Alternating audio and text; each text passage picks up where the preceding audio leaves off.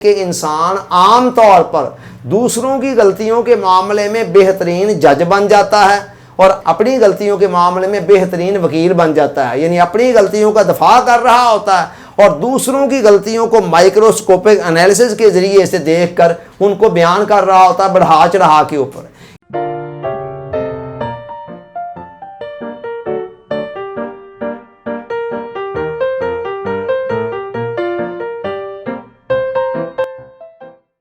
Dear audience,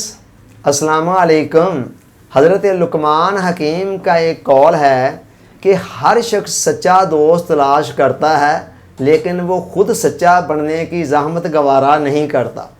انسان کے اندر جو عمومی کمزوریاں پائی جاتی ہیں ان میں سے ایک بہت بڑی کمزوری یہ ہے کہ وہ اپنے متعلق ضرورت سے زیادہ خوشگمان ہوتا ہے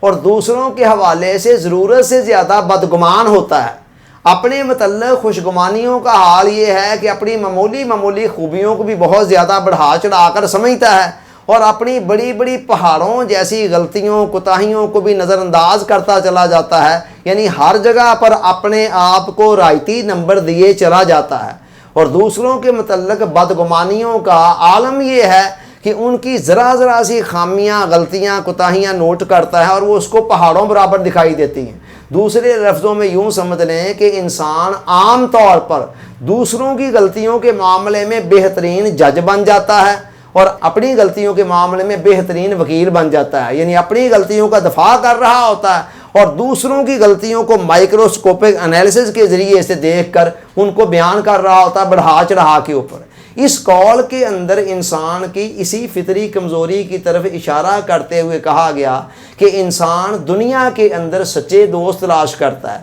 یعنی وہ چاہتا ہے کہ اس کے حلقہ احباب کے اندر جو لوگ ہوں ان کے اندر سچائی پائی جا رہی ہو، ان کے اندر اخلاص پایا جا رہا ہو، ان کے اندر خلوص پایا جا رہا ہو، لیکن وہ اپنے متعلق اس بات کا جائزہ لینے کے لیے تیار نہیں ہوتا کہ یہ سچائی کی، یہ اخلاص کی، خلوص کی یہ نعمتیں ہیں، یہ دولتیں ہیں، یہ اوصاف خوبیاں میرے اپنے اندر کس حد تک پائی جا رہی ہیں اور کس حد تک نہیں پائی جا رہی۔ قانون قدرت یہ ہے کہ جس طرح کا انسان خود ہوتا ہے نا، اسی طرح کا ماحول اس کے ارد گرد بننا شروع ہو جاتا ہے اور اسی طرح کے لوگ اس کے ارد گرد جمع ہونے شروع ہو جاتے ہیں۔ لہذا اگر انسان چاہتا ہے کہ میرے ارد گرد اچھے لوگ جمع ہوں اور میرے ارد گرد کا ماحول اچھا ہو تو پھر پہلے اسے خود اچھا بننا ہوگا، لیکن ہم اس نقطے کو نظر انداز کر دیتے ہیں اور ماحول کو اچھا دیکھنا چاہتے ہیں اور ماحول کو بڑا آئیڈیل دیکھنا چاہتے ہیں اور خود آئیڈیل بننے کی زحمت گوارا نہیں کرتے۔ دنیا کے تمام عقل مند لوگ، خواہ وہ زمانہ قدیم کے تھے یا زمانہ حال کے ہیں،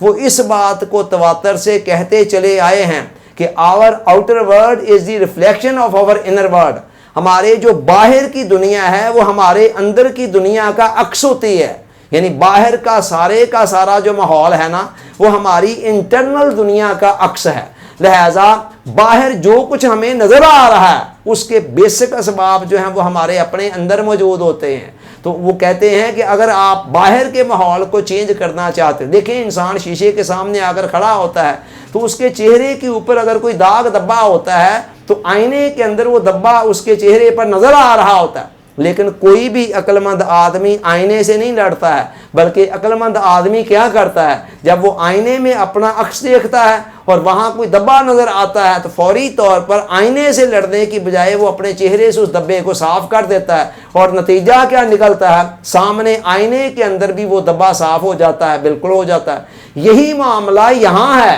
جو کچھ ہمیں اپنے بیوی بچوں میں دوست احباب کے اندر جو کمیاں نظر آ رہی ہیں ان کی جو اوریجنل جڑیں ہیں نا وہ کسی نہ کسی حد تک ہمارے اپنے سیرت اور کردار کے اندر موجود ہیں۔ آپ دیکھ لیں جن گرانوں کے سربراہ آپ کو اچھے ملیں گے عام طور پر ان کے بچے بھی، بیوی بھی اور دیگر افراد خانہ بھی آپ کو نظر آئے گا کہ ان کے اندر بھی کچھ نہ کچھ جھلک، چلو اس لیول پہ نہ صحیح کسی نہ کسی درجے میں اس کی نظر آ رہی ہوگی۔ اور جہاں سربراہ خانہ کا معاملہ خراب ہوگا، اس کا اپنا سیرت کردار صحیح نہیں ہوگا، تو پھر جتنا مرضی وہ اپنے ماتحت لوگوں کو کہیں کہ تم اچھے بن جاؤ، وہ اچھے نہیں بن سکیں گے، کم از کم اس لیول پہ جس لیول پہ وہ چاہ رہا ہے۔ تو لہٰذا ہماری بیسک غلطی کیا ہے کہ ہم سارے زمانے کو چینج کرنا چاہتے ہیں مگر اپنے آپ کو چینج کیے بغیر۔ اسی لیے ہم آج تک ناکام ہوتے چلے آ رہے ہیں اور ہم کامیاب نہیں ہو پائے۔ اگر زمانے کو چینج کرنا چاہتے ہیں، ماحول کو چینج کرنا چاہتے ہیں، تو اس کا نقطہ آغاز ہمیں اپنی ذات سے کرنا ہوگا۔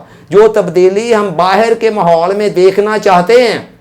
پہلے وہ تبدیلی ہمیں اپنے اندر لانا ہوگی۔ جو خوبیاں ہم ارد گرد کے لوگوں کے اندر دیکھنا چاہتے ہیں کہ ان کے اندر یہ خوبیاں ہونی چاہیے، پہلے ان خوبیوں کو ہمیں اپنے اندر پیدا کرنا ہوگا۔ پھر اس بات کی توقع رکھی جا سکتی ہے کہ ہم اپنے باہر کے ماحول کو بھی اپنی مرضی اور منشا کے مطابق تبدیل کرنے میں کامیاب ہو جائیں۔ اللہ تعالیٰ سوچنے، سمجھنے، یاد رکھنے، عمل کی توفیق عطا فرمائے۔ آمین۔ آپ کا بہت بہت شکریہ۔ السلام علیکم۔